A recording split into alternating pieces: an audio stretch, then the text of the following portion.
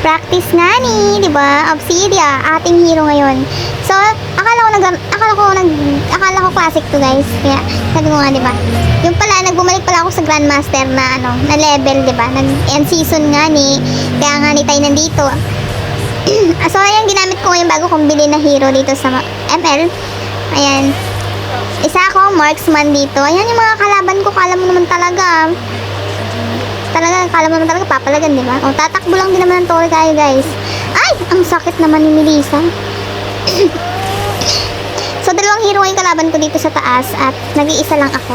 So, ayan, minadali ko yung aking pag-e-edit. Kasi nga ni, nagmamadali tayo matapos ay akala ko simula pa lang ay ito ay classic. Hindi pala. So, ayan, tambay muna tayo. Sumili pa ako saan ako pupunta kasi yung mga kalaban ko is napapalapan doon sa taas. So, nandun sino ba yun? Ayan, nagkaroon pa tayo ng nagkaroon pa tayo ng warning, guys.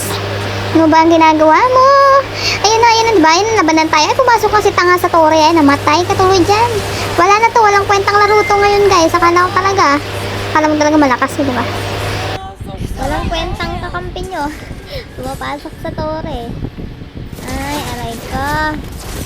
Pagkakagaling naman talaga ng mga kakampi ko dito. Nanalo pa kami bandang huli. Kita niyo yan, diba? Kita niyo yung laro namin. Huwag kang susuko. Lumaban ka, Obsidia. Ayan, na-wipe out. Ang galing. Naka-double kill pa nga si Gaga. Yun naman.